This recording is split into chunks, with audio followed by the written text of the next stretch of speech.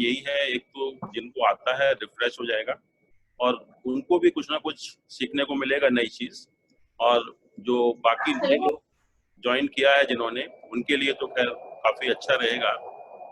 तो सबसे पहले मैं स्टार्ट करता हूँ, एक वर्ड होता है पंचक। हमारे जब भी किसी फैमिली में डेथ होती है तो हम लोग एस्ट्रोलॉजर के पास भागते हैं, और उस टाइम सबके मन में एक ही क्वेश्चन होता है कि जल्दी से पूछ कर आओ कि पंचक तो नहीं चल रहा है। जैसे हम लोग बर्थ के टाइम पूछते हैं कि गणमूल नक्षत्र में तो बर्थ नहीं हुआ, ऐसे ही जब डेथ होती है तो हम पूछते हैं कि पंचक में तो बर्थ नहीं हुआ। अब दो चीजें हैं कि पहली चीज तो ये पंचक क्या है, और पंचक में अगर डेथ होगी तो क्या होगा। देखिए, पंचक नाम कहाँ से आया? पंचक का मीनिंग है ग्रुप ऑफ 5, और यहाँ पर ग्रुप ऑफ 5 रेफर्स टू 5 नक्षत्रास। जैसे कि धनिष्ठा का सेकंड हाफ, सतविशाख, पूर्व भाद्रपद, उत्तर भाद्रपद और रेवती। इनफैक्ट ये 4.5 नक्षत्र हैं, बट क्योंकि 5 नक्षत्र काउंट होते हैं तो इसलिए हमने कहा कि ग्रुप ऑफ 5, कि किसी का भी अगर मून अगर इन 5 नक्षत्रों में से है, या आप कहेंगे 4.5 नक्षत्रों में से है, तो हम कहेंगे कि पंचक चल रहे हैं। और जो लास्ट के 4.5 नक्षत्र हैं वो बेसिकली 2 राशि हैं, एक्वेरियस एंड पाइसेस। इसका मतलब ये हुआ कि मून जब एक्वेरियस और पाइसेस में मूव करता है, ट्रांजिट करता है, तो उस पीरियड को हम पंचक कहते हैं। इसका मतलब ये हुआ कि in every lunar month the period of 4.5 days, क्योंकि चंद्रमा जो है एक नक्षत्र में एक दिन रहता है, तो इसलिए जो 4.5 दिन का समय है हर महीने में एक बार आएगा। और जैसा मैंने कहा कि हमारा भ्रम है, जैसे हम लोग जनरली ये सोचते हैं कि एक अगर एक्सक्यूज मी सर, आपके पीछे से कुछ बैकग्राउंड साउंड ज्यादा आ रहा है कुछ। एक मिनट में फैन बंद है, एक सेकंड।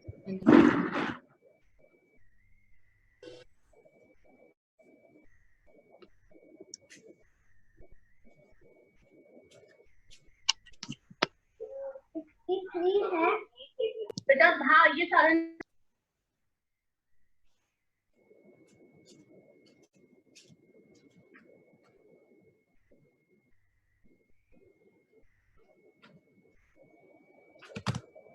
मेरे ख्याल में अब ठीक होना चाहिए। फैन बंद कर दो, ठीक है अभी? हेलो? हाँ जी सर, हाँ जी।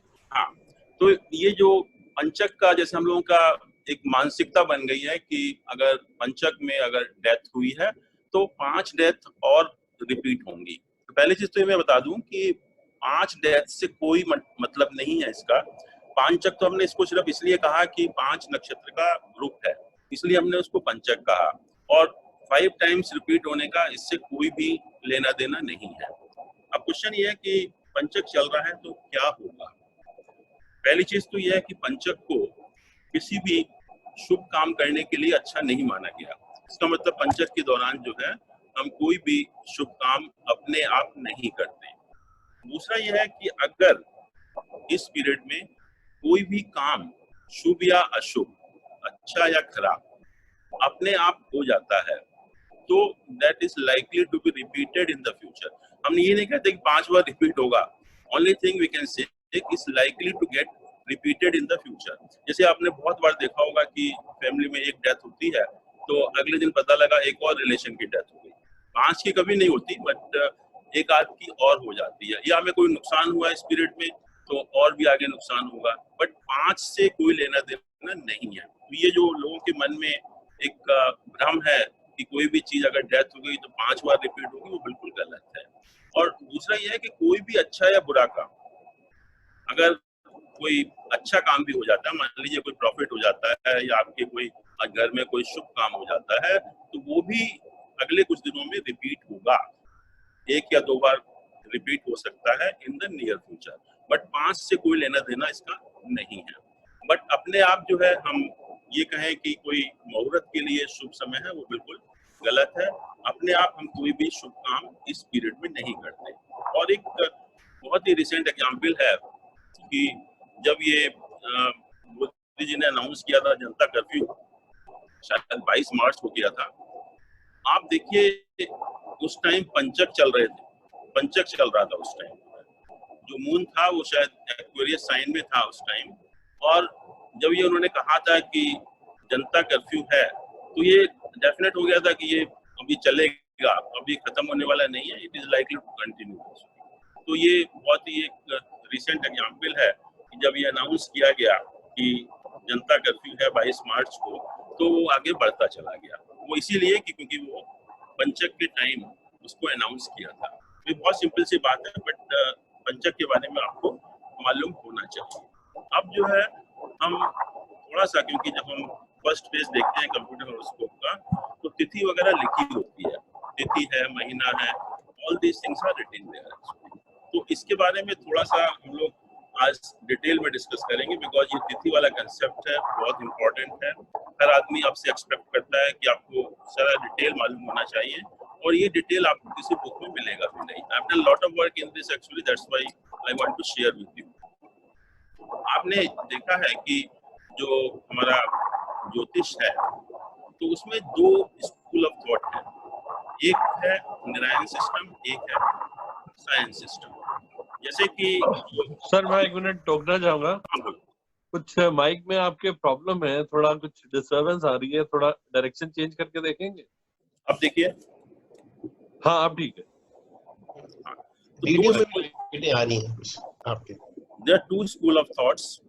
एक जिसको कहते हैं कि जो आपने देखा कि जो 0 डिग्री ऑफ जोडियक होता है, जो वर्नल इक्विनॉक्स एंड एक्लिप्टिक का जो पॉइंट होता है, उसको हम वर्नल इक्विनॉक्स कहते हैं, and that is the 0 degree of the zodiac. और हम वैदिक एस्ट्रोलॉजी में जो थर्ड मोशन ऑफ अर्थ है, कि अपनी एक्सिस पर जो टिल्टेड है उसकी वजह से जो थर्ड मोशन है अर्थ का, वो हम वैदिक एस्ट्रोलॉजी में जब हम लॉन्गिट्यूड प्लैनेट का निकालते हैं तो उसको हम कंसिडर नहीं करते, जबकि जो वेस्टर्न एस्ट्रोलॉजी है दे कंसिडर दैट आल्सो। तो एक 2 सिस्टम हो गए हमारे पास, एक फिक्स्ड जोडियक सिस्टम जो हम लोग यूज करते हैं, और एक हो गया मूविंग जोडियक सिस्टम। और जो थर्ड मोशन है अर्थ का, उसकी वजह से जो 0 डिग्री ऑफ द जोडियक है वो हर साल 56 सेकंड पर ईयर पीछे की तरफ मूव हो जाता है, और इस फिनोमेनन को हम आयनांश भी कहते हैं। तो जो फिक्स्ड जोडियक वाला सिस्टम है उसको हमने कहा नारायण सिस्टम, और मूविंग जोडियक वाले सिस्टम को कहा हमने साइंस सिस्टम। तो दोनों में जो डिफरेंस हुआ वो किसका हुआ? आयनांश का डिफरेंस हुआ। और हम एस्ट्रोलॉजी के अंदर 2 तरह के कैलेंडर यूज करते हैं, एक है सोलर कैलेंडर और एक है ल्यूनर कैलेंडर। सोलर कैलेंडर बहुत सिंपल है कि जैसे जैसे सन का मूवमेंट होता है साइन में, नेक्स्ट साइन में, तो we say that is the start of the next month. और जो हमारे नारायण सिस्टम के हिसाब से सन जो है वो 15 अप्रैल के आसपास एरीज साइन में मूव करता है, 0 डिग्री ऑफ द जोडियक पे जाता है। तो that is the starting of the year, first month of the year actually. और उसी के हिसाब से, और क्योंकि सन का जो मूवमेंट है कभी 30 दिन में होता है, कभी 31 दिन में होता है, depending on the distance between earth, moon and sun actually. तो ये जो कैलेंडर है it coincides with the English calendar, तो इसमें कोई बिल्कुल भी प्रॉब्लम नहीं होती। और जो डिफरेंट मंथ के नाम हमने दिए, जैसे 15 अप्रैल को एंटर किया तो वैशाख हो गया, 15 मई को एंटर किया ज्येष्ठ हो गया, फिर आषाढ़ हो गया, श्रावण हो गया, भाद्रपद हो गया, अश्विन हो गया, कार्तिक हो गया, मार्गशीर्ष हो गया, पौष माघ हो गया। और आपने वैसे भी देखा होगा कि जब आप मैगजीन्स में प्रेडिक्शन देखते हैं तो कहीं कहीं लिखा होता है कि एरीज 15 अप्रैल टू 15 मई, और कुछ जगह लिखा होगा एरीज 23 मार्च टू 23 अप्रैल। तो इन दोनों में डिफरेंस है, हम लोग बहुत कंफ्यूज करते हैं जिनको नहीं पता है कि ये अलग अलग क्यों दे रहे हैं। और ये एक कह रहा है एरीज 15 अप्रैल को एंटर कर रहा है, ये कहता है एरीज 23 अप्रैल को, 23 मार्च को एंटर कर रहा है। तो ये कोई अलग अलग नहीं है, one is using the Indian system, Vedic system, and one is using the western system. अंदर सिर्फ उसमें इतना ही है और कोई उसके अंदर डिफरेंस नहीं है। और जैसा मैंने बताया भी था कि जो जैसे ही सन नए साइन में एंटर करता है उसको हम संक्रांति कहते हैं और 12 संक्रांति हर साल होती है। और जो सोलर कैलेंडर है और इंग्लिश कैलेंडर है उसमें कोई भी प्रॉब्लम नहीं होती, क्योंकि कोई एडजस्टमेंट वाली बात नहीं आती, क्योंकि वो that matches with the English calendar. अब हम आते हैं ल्यूनर। सर एक रिक्वेस्ट है, आपके माइक से काफी डिस्टरबेंस आ रही है। एसी वगैरह तो नहीं है सामने?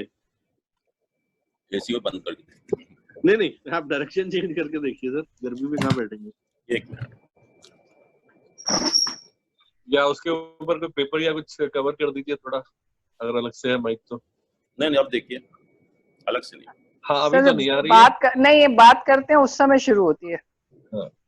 हाँ अब नहीं आ रही है। चलिए अब देखते हैं। जो हाँ। ल्यूनर कैलेंडर की हम बात करते हैं, जो कि हम कॉमनली यूज करते हैं, और जितने भी हमारे वैदिक सिस्टम है या जितने भी हमारे फेस्टिवल हैं, they are celebrated as per the lunar calendar. तो पहले पता होना चाहिए कि ल्यूनर कैलेंडर क्या है। सोलर कैलेंडर तो हमने कह दिया कि सन के मूवमेंट के ऊपर, that is the movement of sun alone in the zodiac, और उसमें कुछ भी नहीं है। बट ल्यूनर कैलेंडर क्या है? ल्यूनर कैलेंडर है किसके ऊपर? This is based on the relative movement of sun and moon. Sun और मून का आपस में जो रिलेटिव मूवमेंट होता है, उसके बेसिस पर जो कैलेंडर बनाया गया, उसको हमने कहा ल्यूनर कैलेंडर। अब हर प्लैनेट का आप लोग जानते हैं कि कितना मूवमेंट होता है पर डे। तो जैसे सन है, सन तो 1 डिग्री पर डे मूव करता है। मून है 13 to 15 degree per day move करता है। मार्स है 30 to 45 minutes per day move करता है। मरकरी है 65 to 100 मिनट्स पर डे करता है। वीनस है 62 to 82 मिनट्स पर डे करता है। और जुपिटर है 5 to 15 मिनट्स पर डे करता है। और शनि है 2 मिनट पर डे। और राहु केतु जो मूव करते हैं 3 मिनट पर डे करते हैं, जो कि 1.5 साल लगाते हैं एक साइन को चेंज होने में। अब मैंने कहा कि ये रिलेटिव मूवमेंट है सन और मून का। सन और मून का आपस में जो मूवमेंट हो रहा है, उसके बेसिस पर हमने बनाया ल्यूनर कैलेंडर। अब जैसे मैंने कहा कि सन जो है जोडियक में 1 डिग्री पर डे मूव करता है, और मून मूव करता है 13 to 15 डिग्री पर डे। तो मान लीजिए कि दोनों एक पोजीशन में है, सन और मून दोनों ने एक पोजीशन से स्टार्ट किया, let's say 0 degree of the zodiac. तो मून जो वापस आएगा वो कितने दिन में आएगा? 27 डेज, 27.32 डेज में वापस आ जाता है। एग्जैक्टली अगर आप देखें तो इट टेक्स अबाउट 27.32 डेज। और जो जब वापस आया वहां पर moon 0 degree of the zodiac है, तो by that time sun move by about 27 degree, क्योंकि सन तो 1 डिग्री पर डे के हिसाब से मूव कर रहा है, इसलिए 27 दिन में 27 डिग्री वो आगे चला गया। उसको वापस पकड़ने के लिए, मतलब sun and moon to be together again, moon will have to move for about 2 days. जब भी उसको पकड़ेगा then they will be in the same position. तो उसको जो है करीब 2 दिन के करीब और लगता है। तो एग्जैक्टली जो ड्यूरेशन है दैट इज 29.5306 डेज। मतलब ये जो वापस की पोजीशन आएगी वो करीब 29.5 दिन के बाद सन और मून की वापस पोजीशन आएगी। इसलिए जो यहाँ पर जो ल्यूनर मंथ है दैट इज एग्जैक्टली 29.5306 डेज। ये ना 30 दिन का होता है ना 31 दिन का होता है, ये करीब 29.5 दिन का होता है। अब इसको हमने कैसे किया ल्यूनर मंथ को, कि ल्यूनर मंथ की जो शुरुआत होती है वो पूर्णिमा से होती है। पूर्णिमा का मतलब क्या है कि जब सन और मून का डिस्टेंस 180 डिग्री है, उस टाइम को हम कहते हैं पूर्णिमा, when you can see the full moon. और उसका मतलब ये होता है कि सन और मून का डिस्टेंस 180 डिग्री है। और दोबारा से जब ये 180 डिग्री आएगा उस टाइम ये लूनर मंथ आपका खत्म हो जाएगा। इसका मतलब जब आपने फुल मून देखा, फुल मून के बाद मून का साइज घटना शुरू हुआ, बीच में आया अमावस्या, और अमावस्या का मतलब ये हुआ कि sun and moon they are together. Sun और मून का डिस्टेंस 0 डिग्री है। फिर बढ़ना शुरू हुआ ये डिस्टेंस आपस का, और फिर पूर्णिमा के दिन 180 डिग्री हो गया। इसका मतलब ये हुआ कि पहले 180 था, फिर 0 हुआ, फिर दोबारा से 180 हुआ। तो हमने इस पूरे ड्यूरेशन को 2 पार्ट में डिवाइड कर दिया। फर्स्ट पार्ट है that is from Purnima to Amavasya, that is known as Krishna Paksha. कृष्ण का मतलब होता है कि मून इज गेटिंग डार्क, तो मून जो है वो ब्लैक होता चला जा रहा है, तो अमावस्या तक वो पूरा ब्लैक हो जाता है, तो उसको हमने कहा कृष्ण पक्ष। और दूसरा पीरियड जो अमावस्या से पूर्णिमा तक का हुआ, जब मून इज गेटिंग ब्राइटर, तो उसके हमने कहा शुक्ल पक्ष। तो हमने इस लूनर मंथ को 2 पार्ट में डिवाइड कर दिया। फर्स्ट इज कृष्ण पक्ष एंड सेकंड इज शुक्ल पक्ष। अब क्वेश्चन ये आया कि हम इसको शुक्ल पक्ष और कृष्ण पक्ष को भी 15-15 तिथियों में या 15-15 डेट्स में डिवाइड करते हैं, तो वो डिवीजन हम कैसे करें? तो डिवीजन करने के लिए उन्होंने कहा कि आप जो है जो 180 डिग्री का मूवमेंट हुआ एक पक्ष में, उस पक्ष को आप 15 से डिवाइड कर दीजिए। 15 से डिवाइड करने का जब आप करेंगे 180 को, तो it will be around 12 degree.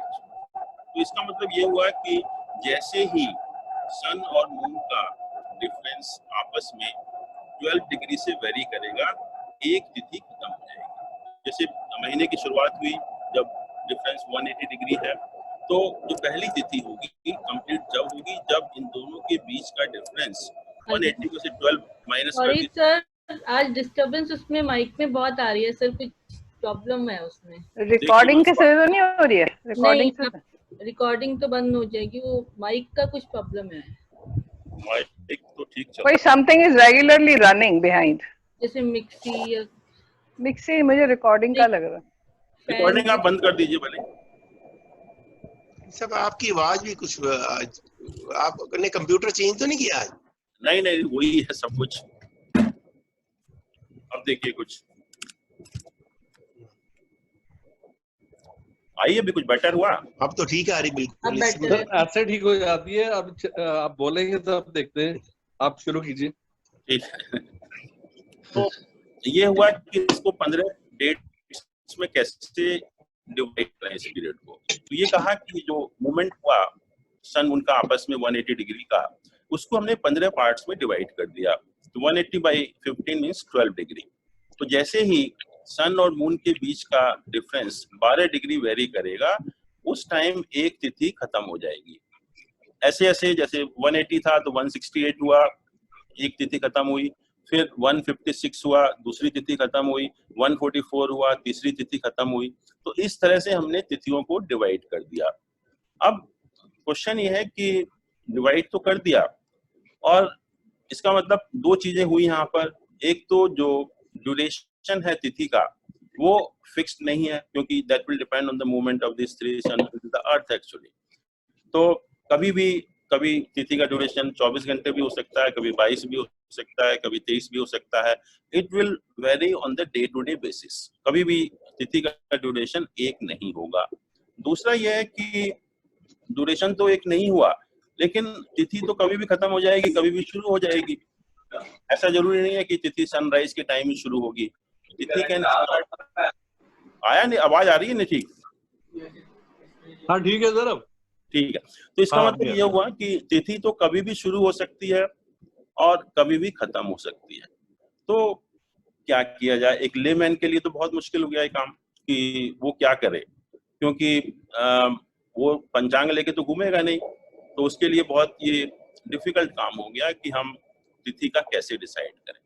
तो इसके लिए, क्योंकि पंचांग में हमें लिखना भी है कि कौन सी तिथि है, तो ये डिसाइड किया गया, ये प्रिंसिपल बनाया गया कि सनराइज के टाइम जो भी तिथि होगी उसको उस दिन की तिथि इंडिकेट किया जाएगा पंचांग के अंदर। भले ही वो तिथि, जैसे मान लीजिए कि सनराइज 7 बजे हुआ, भले ही वो 7:01 पर खत्म हो गई हो, लेकिन पंचांग के पर्पस के लिए तिथि वही होगी जो सनराइज के टाइम चल रही थी। तो इससे हमें बहुत बड़ा कंफ्यूजन क्रिएट हो गया, क्योंकि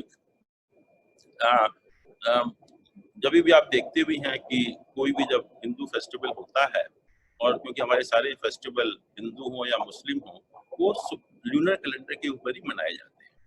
तो हमेशा आप देखिए कि जब भी कोई फेस्टिवल होता है तो हमेशा लोगों के मन में डाउट रहता है कि वो आज है या कल है, और ये बहुत बड़ी समस्या हो गई है।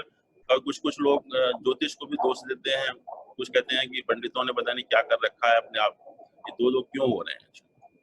दो इसलिए नहीं हो रहे कि ज्योतिष खराब है या कैलेंडर खराब है। कैलेंडर आप देखेंगे आगे, सो साइंटिफिक, सो ब्यूटीफुल कैलेंडर कि नोबडी कैन इवन इमेजिन कि इस तरह का कैलेंडर इतने साल पुराने बन सकता था। तो अब now as a student of astrology, क्योंकि आपको पता है, तो जैसे मान लीजिए कि दीपावली है, कार्तिक की अमावस्या को मनाई जाती है, हम सभी जानते हैं, और हम मनाते भी कब है, शाम के टाइम मनाते हैं। तो आपको देखना होगा कि शाम के टाइम जब अमावस्या हो उस टाइम मनाना चाहिए। जैसे मान लीजिए कि अमावस्या थी एक पर्टिकुलर डे पर जो है, और हमने पंचांग में दिखा दिया कि अमावस्या है, और वो 1 घंटे बाद या शाम आने तक खत्म हो गई वो तिथि। अब एक लेमैन है, उसको तो कुछ पता नहीं है सब चीजों के बारे में, वो तो पंचांग देखेगा कि पंचांग में तो आज अमावस्या लिखी है, मैं तो आज ही मनाऊंगा। वो भी गलत नहीं है, क्योंकि उसको तो पता नहीं है कुछ भी। और जैसे हम लोग कैलेंडर में देखते हैं कि आज ये वाली तारीख है, उसको भी वो वैसे ही समझता है कि आज ये अमावस्या है तो आज दिवाली होनी चाहिए। जो कि फैक्ट ये है कि वो उसके 1 घंटे या 2 घंटे या 3 घंटे में खत्म हो गई, मतलब शाम तक अमावस्या नहीं थी। तो आपको ये देखना है कि शाम के टाइम अमावस्या कब है। तो अगर वो कैलेंडर में जिस दिन दिखाया है और वो दिन में खत्म हो जाती है वो तारीख, तो नेचुरली उस दिन आप दिवाली नहीं मना सकते, क्योंकि आप जानते हैं as a student of astrology की अमावस्या कब है, तो आपको पहले दिन मनाना पड़ेगा।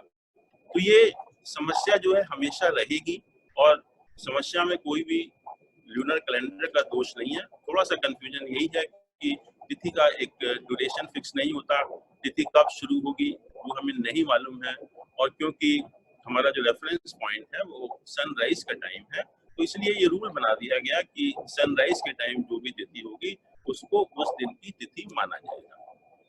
अब क्वेश्चन ये आता है कि आप देखते हैं कि तिथि क्षय होती है, तिथि वृद्धि होती है, तो वो क्या है? लोग समझते हैं तिथि वृद्धि हो गई, 2 दिन एक तिथि हो गई, ऐसा कैसे हो गया? तिथि क्षय हो गई, तिथि कहाँ चली गई? तो ये बड़ा एक कंफ्यूजन रहता है। ना तो देखिए आप तिथि वृद्धि होती है और ना ही तिथि कोई खत्म होती है। ये आप दिमाग से कोई भी है वो निकाल दें कि ना तो तिथि वृद्धि हुई ना तिथि क्षय हुई। ये सिर्फ इसीलिए क्योंकि हमने पंचांग में रूल बनाया कि सनराइज के टाइम जो भी तिथि होगी उसको उस दिन की तिथि माना जाएगा। तो कभी कभी ऐसा होता है कि मान लीजिए कि तिथि का जो ड्यूरेशन है वो लंबा है, तो एक तिथि सनराइज के जस्ट बाद खत्म हुई और नेक्स्ट सनराइज से पहले ही वो खत्म हो गई, मतलब ड्यूरेशन उसका छोटा है, तो सनराइज के बाद शुरू हुई और सनराइज से नेक्स्ट सनराइज से पहले खत्म हो गई। इसका मतलब पंचांग में तो आई नहीं तिथि वाली, तो इसको हम, इस कंसेप्ट को हम कहते हैं तिथि क्षय की तिथि। बट तिथि तो है पूरे दिन, मतलब सनराइज के टाइम भले ही ना हो लेकिन पूरे दिन है वो तिथि। अगर आपको काम करना है उस पर्टिकुलर तिथि पर तो आप करिए, वो तिथि खत्म नहीं हो गई, वो तिथि तो है पूरे के पूरे दिन जो है। ऐसे ही तिथि वृद्धि होता है जब 2 सनराइज के टाइम, अगर तिथि का ड्यूरेशन लंबा है तो दोनों सनराइज के टाइम वही तिथि दिखाई जाती है। तो ये तिथि वृद्धि और तिथि क्षय कोई नए कंसेप्ट नहीं है, या कोई ऐसा नहीं है कि तिथि खत्म हो जाती है या तिथि बढ़ जाती है। ना तिथि बढ़ती है ना तिथि घटती है। अब सबसे इम्पोर्टेंट चीज ये है कि जैसा मैंने कहा कि लूनर मंथ जो है वो 29.5 दिन का होता है, एक्जैक्टली 29.5306 डेज, और इसका ड्यूरेशन फिक्स है। हर लूनर मंथ इतने ही टाइम का होगा, ना 30 दिन का ना 31 दिन का। तो उसके बेसिस पर अगर हम लूनर ईयर कैलकुलेट करें तो वो कितने दिन का आएगा? 354 डेज का, 354 डेज का। और हमारा जो इंग्लिश ईयर होता है वो होता है 365। अब हमें इन दोनों कैलेंडर में एडजस्टमेंट भी करना है। आप देखते हैं कि ये 354 डेज का हुआ लूनर ईयर और इंग्लिश ईयर हुआ 365 डेज का, तो साल में 11 दिन का अंतर आ जाता है। तो इसलिए आप देखते हैं कि अगर आज इस साल अगर मान लीजिए दिवाली एक पर्टिकुलर डेट पर मनाई जाती है, कोई भी फेस्टिवल एक पर्टिकुलर डेट पर मनाया जाता है, तो वो अगले बार 11 दिन पहले आ जाता है और तीसरे बार फिर 11 दिन पहले आ जाता है। तो इसलिए 12 दिन का 22 दिन का डिफरेंस किसी भी फेस्टिवल में आ सकता है।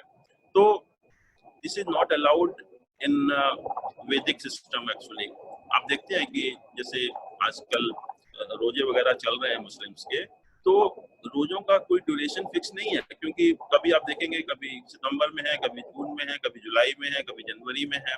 तो उनमें क्या है कि ये जो 11 दिन का डिफरेंस है that has been allowed to continue, मतलब उसमें कोई एडजस्टमेंट नहीं है। और हम देखते हैं कि हर फेस्टिवल उनका जो है वो हर अगले बार 11 दिन पहले आएगा। लेकिन हमने जो है अपने हिंदू सिस्टम में उसमें एक एडजस्टमेंट का तरीका देखा, जिससे कि हम अपने लूनर कैलेंडर को इंग्लिश ईयर से मैच कर लें। तो क्या हुआ कि एक साल में 11 दिन का डिफरेंस आया, तो फिर ये difference between 2.5 to 3 years, this difference becomes 1 month। तो हम क्या करते हैं कि हर 2.5 और 3 साल के बीच में हम एक मंथ ऐड कर देते हैं लूनर ईयर के अंदर, और उसको हमने कहा अधिक मास या मल मास। और आप देखते हैं कि तीसरे साल वही जो फेस्टिवल 22 दिन तक शिफ्ट हुआ था, again it goes back to the same position. फिर दोबारा से आप उसी डेट पे पहुंच जाते हैं, फिर 2 साल 11-11 दिन का डिफरेंस आता है, और तीसरे साल हम वहीं पर पहुंच जाते हैं। और ये जो लास्ट टाइम अधिक मास हुआ था 2018 में, और इस बार है अधिक मास 2020 में, सितंबर के महीने में आप देखेंगे। आज ये जो अश्विन मास है वो रिपीट है, उसको हमने अधिक कर दिया उसको। दो चीजें हैं कि जो मल मास के बारे में या अधिक मास के बारे में अलग अलग धारणाएं भी हैं। कोई क्या कहता है कि इसमें हमें शुभ काम नहीं करना चाहिए, या पता नहीं क्यों हो रहा है ये। This is nothing but two method to adjust lunar year with the English year, और कुछ भी नहीं है इसके अंदर जो है, उसके लिए हमने किया गया। अब इसमें एक क्वेश्चन ये भी है कि हमने कौन से महीने को अधिक मास डिक्लेयर करें। साल में 12 महीने होते हैं, और 12 महीने में से कौन सा महीना अधिक मास होगा। देखिए, जो लूनर कैलेंडर मैंने कहा is very scientific, very beautiful calendar. इसमें कोई भी आपको कोई मतलब विम्स एंड फैंसी के हिसाब से आप नहीं कर सकते। हर चीज के लिए रूल बनाया गया। अब अधिक मास को, कौन से मास को अधिक मास डिक्लेयर करें, कौन से महीना 2 महीने होंगे जब हमने अधिक मास इंट्रोड्यूस करना है। उसके लिए एक रूल है कि जिस महीने में सन का ट्रांजिट नहीं होता, जिस महीने में सन का ट्रांजिट नहीं होता, उस महीने को हमने अधिक मास डिक्लेयर किया। जैसे पहली चीज तो यह है कि जैसे मैंने कहा कि जिस महीने सन का ट्रांजिट नहीं होगा, इसका मतलब sun takes longer time to move the sign, ठीक है ये। तो वो कब पॉसिबल है, पहली चीज मैंने कहा था कि सन और अर्थ का जो डिस्टेंस होता है वो मैक्सिमम होता है जुलाई के महीने, और जब डिस्टेंस ज्यादा है तो नेचुरली सन का मूवमेंट भी कम होगा, स्लो होगा। तो ये पॉसिबिलिटी है कि जो अधिक मास की पॉसिबिलिटी है वो है अप्रैल टू अक्टूबर के बीच में ही, और किसी महीने में नहीं हो सकती। इसका मतलब अप्रैल से अक्टूबर के बीच में जो भी महीने पड़ते हैं उनमें से ही कोई महीना ऐसा होगा जिसमें कि जिसको कि हम अधिक मास डिक्लेयर करेंगे। तो ये हमेशा आप देखेंगे कि जो भी अधिक मास डिक्लेयर होता है वो इसी पीरियड का मंथ होता है। और पर्टिकुलरली जैसे इस साल की अगर हम बात करें तो इस साल जो अधिक मास है वो अश्विन का है, और ये अधिक मास अगर आप पंचांग में देखेंगे तो 17 सितंबर 2020 को 16:33 पर शुरू होता है, और 17 अक्टूबर 2020 को at 104 पर खत्म हो जाता है। तो अगर हम इस पीरियड में सन का मूवमेंट अगर आप देखें, क्योंकि मैंने कहा कि अधिक मास वही होगा जिस पीरियड में सन का कोई ट्रांजिट ना हो, सन अपना साइन चेंज ना करे, और ये पॉसिबल है अप्रैल टू अक्टूबर के बीच में, और सितंबर के बीच में ही होगा, सितंबर के महीने में। तो इस दौरान अगर आप सन का मूवमेंट देखें तो सन जो है वर्गो साइन में 16 सितंबर को एंटर कर रहा है। सन जो है वर्गो साइन में 16 सितंबर को एंटर कर रहा है, और इस टाइम 1909। इसका मतलब जब ये महीने की शुरुआत हो गई उससे पहले ही सन ने वर्गो साइन में एंटर कर दिया, और उसके बाद जो लिब्रा साइन में जाएगा सन वो है 17 अक्टूबर को 7:05 पर। देखिए महीना खत्म हो रहा है 17 अक्टूबर को सुबह 1:04 पर, और सन जो है लिब्रा साइन में एंटर कर रहा है 7:05 पर। इसका मतलब ये हुआ कि पूरे महीने के दौरान सन का कोई गोचर नहीं हुआ। तो इसीलिए हमने इस महीने को अधिक मास या एक्स्ट्रा मंथ या मल मास जो है वो हमने डिक्लेयर कर दिया। सर एक्सक्यूज मी, इसका मतलब संक्रांति पहले हो गई उस टाइम से? देखिए, हाँ संक्रांति तो होती है जो, हाँ संक्रांति तो नेचुरली जब ये 16 तारीख को एंटर किया तो 16 तारीख को संक्रांति हुई, महीने से पहले हो गई। और मतलब उस पीरियड में कोई संक्रांति नहीं होगी। जिस पीरियड में अधिक मास होगा उस पीरियड में कोई भी संक्रांति नहीं होगी। सन कोई ट्रांजिट नहीं करेगा, सन कोई मूवमेंट नहीं करेगा। तो ये अधिक मास के दौरान संक्रांति होने का तो मतलब ही नहीं है। तो आप देखिए कि एक बड़ा एक मेथड पता नहीं किसने बनाया होगा, बट इज सो साइंटिफिक, आप आगे देखेंगे कि उसको हमने जो है वो अधिक मास किया और ये प्रिंसिपल बनाया कि जिस महीने सन का ट्रांजिट ना हो, जिस महीने जिस महीने के दौरान संक्रांति ना पड़े, उस महीने को हमने अधिक मास डिक्लेयर कर दिया। और दूसरा ये है कि जैसे मैंने कहा कि ये पॉसिबिलिटी अप्रैल टू अक्टूबर के बीच में ही होती है। और आप पिछले 50 साल का रिकॉर्ड निकाल लीजिए, आप देखेंगे कि हर साल जब भी अधिक मास डिक्लेयर हुआ वो इसी पीरियड के दौरान था। अब और भी आगे चलें, ये तो हो गया अधिक मास का कि हमने एक महीना बढ़ाया।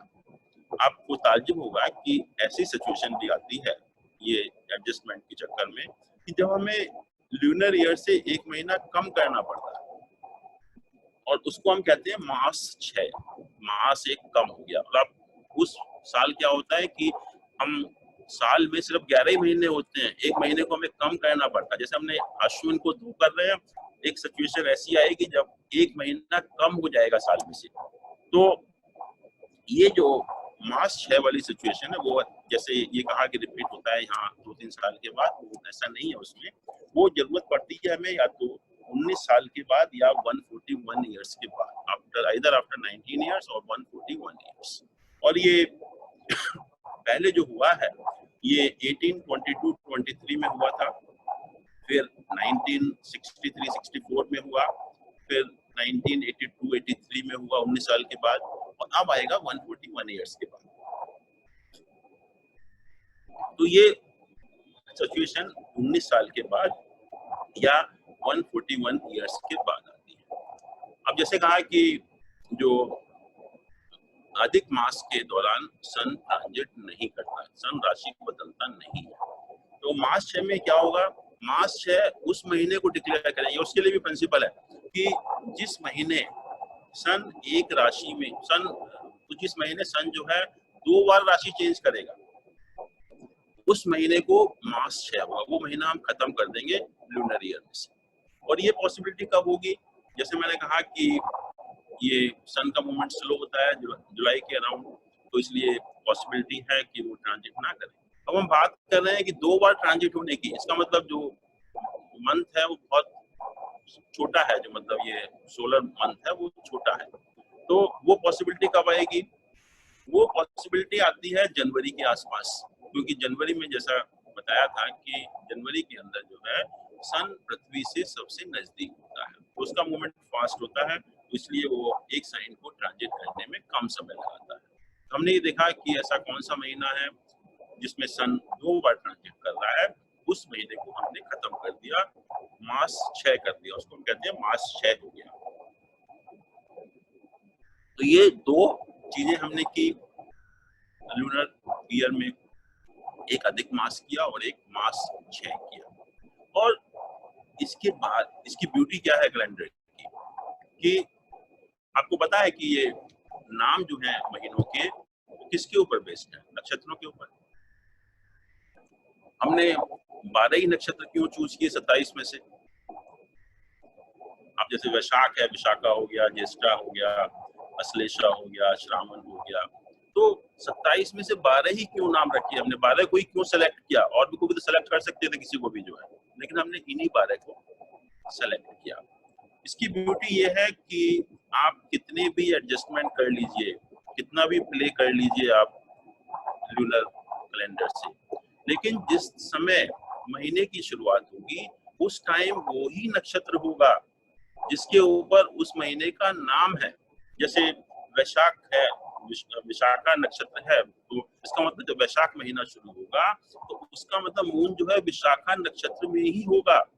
इतना हम लोगों ने एडजस्टमेंट किया, इतना एक जोड़ा भी, एक घटाया भी महीना, उसके बावजूद भी जो महीने की शुरुआत होती है या जो पूर्णिमा होती है उस टाइम वही नक्षत्र होता है, मून उसी नक्षत्र में होता है जिसके ऊपर उस महीने का नाम है। जैसे कि श्रावण महीना है, तो श्रावण महीना आप देखेंगे कि उसमें मून जो है वो श्रावण नक्षत्र में ही होगा और किसी नक्षत्र में नहीं होगा। एक आध इधर उधर हो सकता है, थोड़ा बहुत डिफरेंस हो सकता है, बट आइदर इधर या उधर थोड़ा सा, मतलब कुछ केसेस में, but 90% of the time you will find that there is same nakshatra in which moon is there, जिसके के ऊपर उसका नाम based है। तो ये इस कैलेंडर की ब्यूटी है और इतना हम लोग एडजस्ट करते हैं और सब कुछ करने के बावजूद भी जो नक्षत्र आता है वही नक्षत्र आता है जिसके ऊपर उस महीने का नाम है। तो इसीलिए जो हमने 12 नक्षत्र चुने 27 नक्षत्रों में से, उसका रीजन सिर्फ यही था कि जो महीने की शुरुआत हो वो उसी के ऊपर बेस्ड हो जिसके ऊपर उसका नाम है। तो इसलिए बहुत आसान है और सो साइंटिफिक कि समझ में नहीं आता कि कैसे बना होगा एक्चुअली में जो है। इसके अलावा आप देखते हैं कि 2 तरह के ईयर होते हैं, विक्रमी ईयर और एक साका ईयर। ये क्या है दोनों?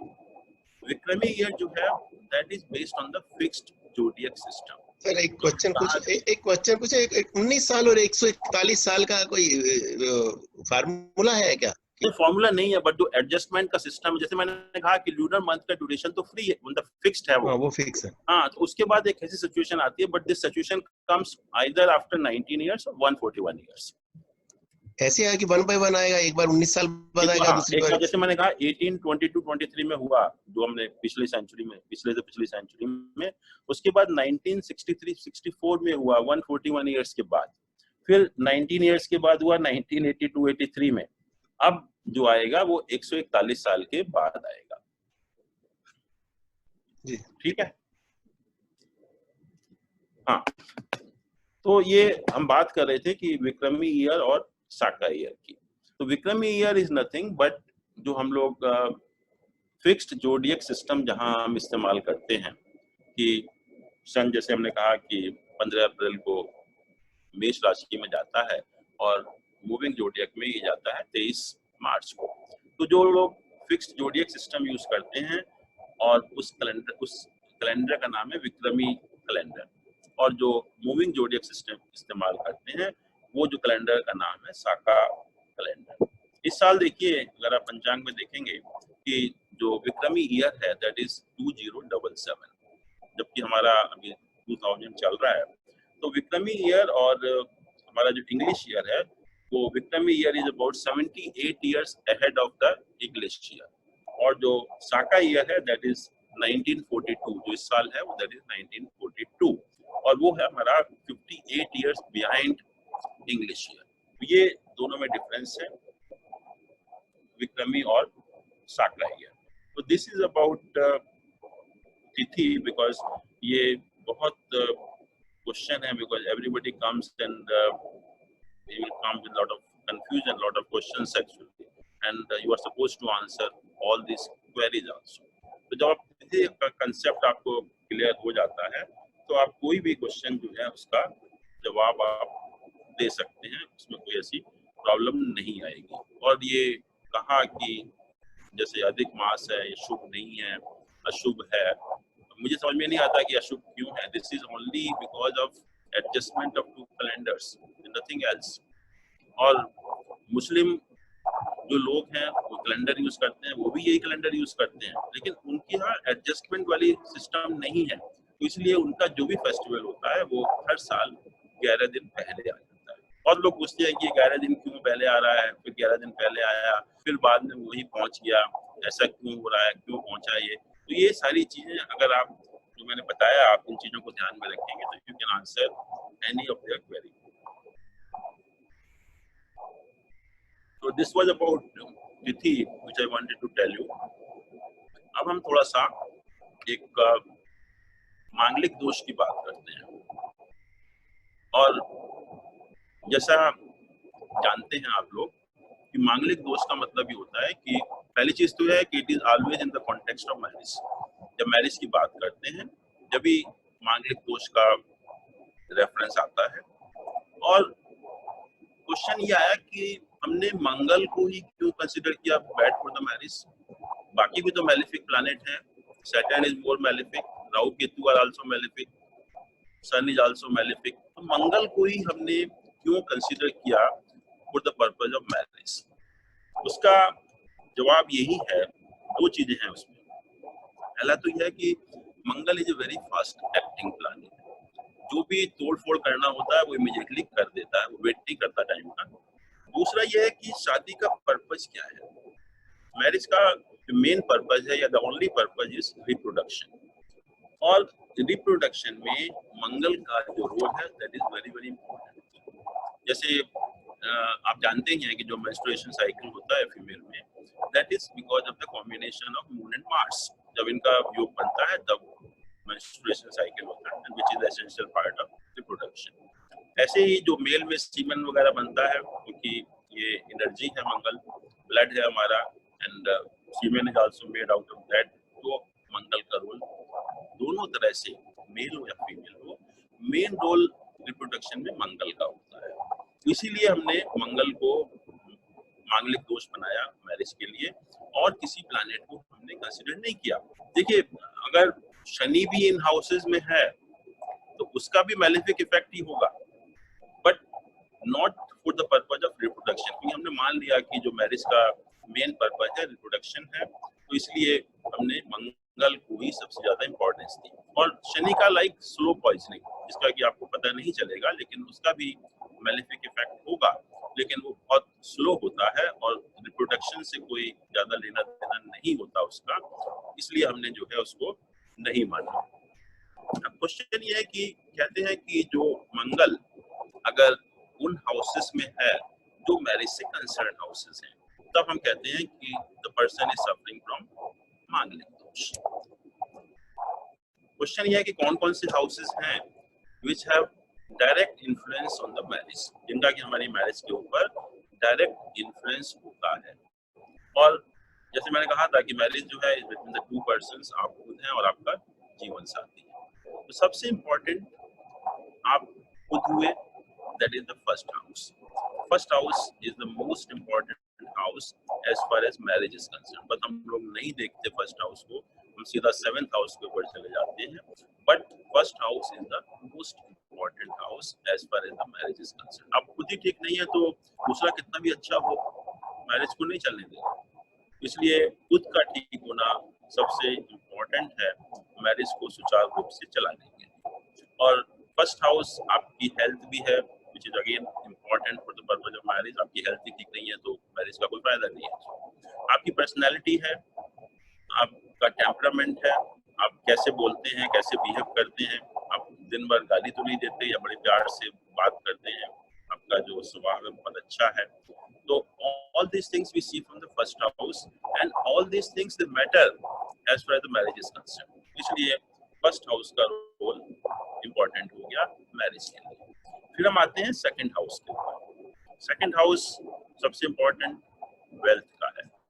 Finance plays a very very important role as far as marital happiness is concern. अगर आपके पास पैसा बहुत है तो आपको बहुत सारी चीजें आपके लिए माफ है, आप कुछ भी कर सकते हैं। लेकिन अगर पैसा भी नहीं है तो you are not allowed to do anything. तो ये फाइनेंस का रोल बहुत इंपॉर्टेंट है मैरिज के लिए। दूसरा ये है कि ये स्पीच का भी कारक है सेकंड हाउस, कि आप कैसे बोलते हैं।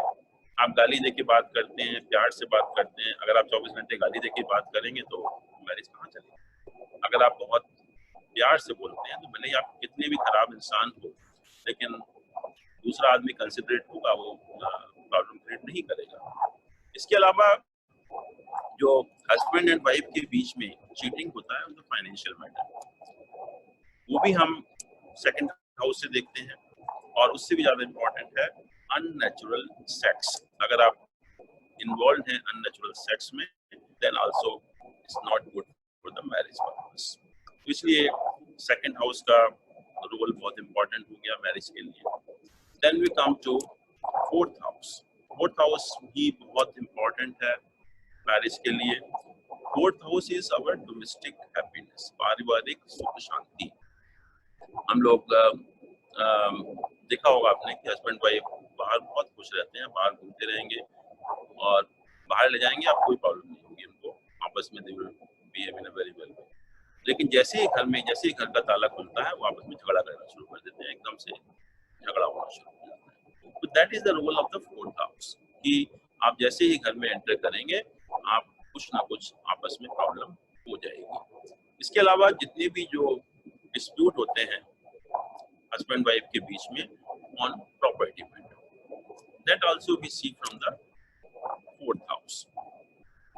और इसके अलावा the interference from the respective in-laws का हमारे हस्बैंड वाइफ के लाइफ में क्या इंटरफेरेंस है, that also we see from the fourth house. इसीलिए कहते हैं कि अगर फोर्थ हाउस में अगर मैलेफिक प्लैनेट होते हैं तो your domestic life becomes hello. आप बात भी नहीं करेंगे एक दूसरे से। ऐसे ही फिर then we go to the seventh house. जैसे कि फर्स्ट हाउस आपके लिए है, ऐसे ही सेवेंथ हाउस आपके जीवन साथी के लिए है। उसकी हेल्थ, उसका पर्सनालिटी, उसका टेम्परामेंट, उसका नेचर, वो हम सेवेंथ हाउस से देखेंगे। First is for you and seventh is for your spouse. Then we go to the eighth house. Eighth house वाकई में बहुत इंपॉर्टेंट हाउस है मैरिज के लिए, पर्टिकुलरली आजकल के युग में जबकि बहुत सेपरेशन डाइवोर्स होते हैं तो उसमें मेन जो रोल हो जाता है वो एट्थ हाउस का ही हो जाता है। एट्थ हाउस को हमने कहा मांगल्य स्थान। मांगल्य का मतलब होता है strength of the marital bond.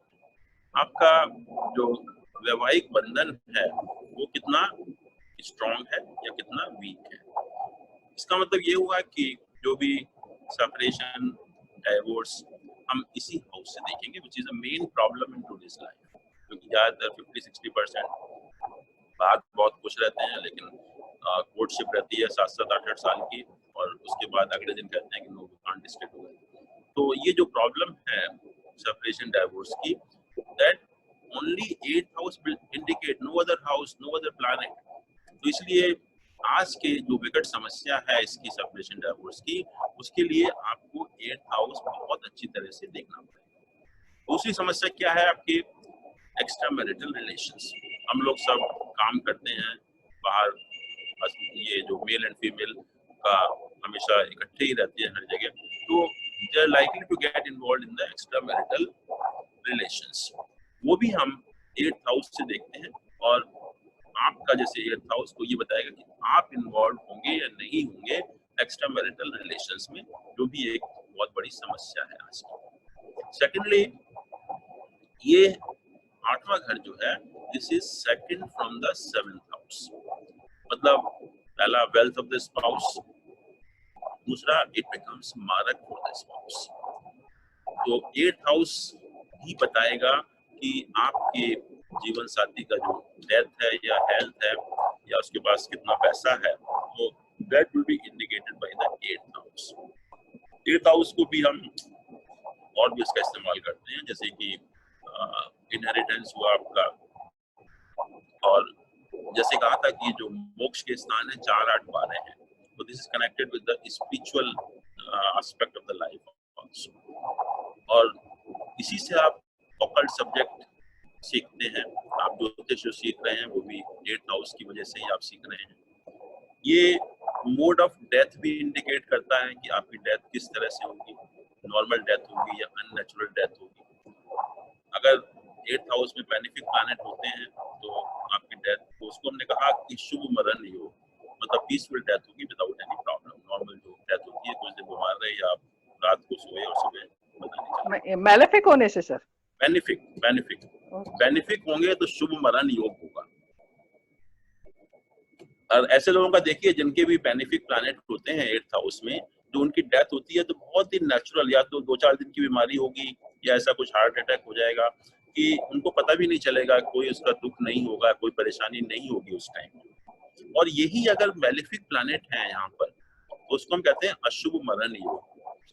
उस टाइम देखिए कि जितने भी जो एक्सीडेंट होते हैं, बॉम्ब एक्सप्लोजन होते हैं, ट्रेन एक्सीडेंट होते हैं, कोई गोली मार देता है, कोई वैसे भी कुछ आप सुसाइड कर लेते हैं, कोई पॉइजन दे देता है आपको, वो या आपको कुछ ऐसी बीमारी हो गई कैंसर टाइप की जो आपको बहुत कई महीनों तक, कई साल तक जूझना पड़े उससे, वो अगर मेलेफिक प्लैनेट है 8th हाउस में तो उससे होते हैं।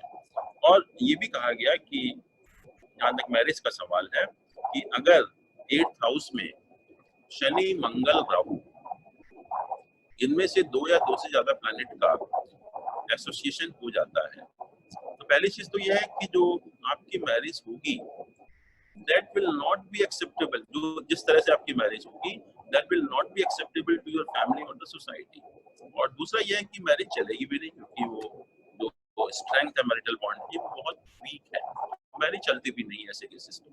आप इनका देखिए, try to see the horoscope of Indira Gandhi, Rajiv Gandhi, Sanjay Gandhi, तीनों का आप देखिए, you will find all malefic, they are placed in the 8th house। और वही हुआ तीनों के साथ में, जो मैरिज हुई इस तरह से हुई जो कि फैमिली को या सोसाइटी को एक्सेप्टेबल नहीं थी, और वो चली नहीं मैरिज, डेथ हो गई या जो भी हुआ, मतलब कंटिन्यू फॉर लॉन्ग टाइम। और फिर आप उनका देखिए मोड ऑफ डेथ, तीनों का बिल्कुल सिमिलर मोड ऑफ डेथ हुआ, अननेचुरल टाइप का जो है। तो ये फर्क पड़ता है जो हमारे 8th हाउस में मेलेफिक प्लैनेट का एसोसिएशन हो जाता है, और particularly Saturn, Mars and Rahu का। एक चीज और भी ध्यान रखिए कि जो वैसे भी sun, Saturn, Rahu and lord of 12th house ये सेपरेटिंग टेंडेंसी देते हैं। इसका मतलब किसी भी हाउस से जब इन प्लैनेट का एसोसिएशन हो जाता है तो हमें उस हाउस के सिग्निफिकेशन से अलग करते हैं। जैसे मान लीजिए कि 4th हाउस से हो गया, एक तो आपकी डोमेस्टिक हैप्पीनेस खराब हो गई, और दूसरा आपको परिवार से आप दूर चले गए, पर जो घर का सुख था वो भी नहीं मिला।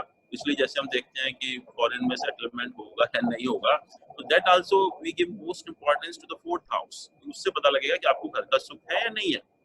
तो आजकल जैसे लोग आते हैं कि फॉरेन में सेटलमेंट होगा या नहीं होगा, तो 4th house pledge a very important, वो आपको देखना पड़ेगा। इसके अलावा बट जो मैरिज का जहाँ तक सवाल है, आजकल के टाइम में जैसे मैंने कहा था कि जो गुण मिलान है उसका कोई भी रूल नहीं है आज के टाइम में। तो हमें क्या देखना है, हमें यही देखना है कि 8th हाउस ही, और तो बाकी तो सब चीजें ठीक है, क्योंकि आजकल को विचार मिलने का तो मतलब ही नहीं है कि विचार मिलेंगे। पर्पस सिर्फ यही है कि just for the sake of family और the kids they stay together, और वो सिर्फ जो है 8th हाउस ही बताएगा कि देखिए नेचर दोनों का कैसा भी हो, भले ही वो लड़ते भी हों, कुछ भी करते हों, लेकिन अगर 8th हाउस ठीक है, ठीक means it is associated with the benefic planet only, तब आप देखेंगे कि एटलीस्ट शादी का जो बंधन है वो टूटेगा नहीं, वो शादी चलती रहेगी। उसमें जो फैमिली का जो बेनिफिट है या family for the purpose of family, marriage continuous. वही हमारा पर्पस भी है। जब हम मैरिज का मैच करते हैं तो ये कंपेटेबिलिटी देखते हैं, गुण मिलान देखते हैं, कोई पर्पस नहीं है, तो एटलीस्ट आई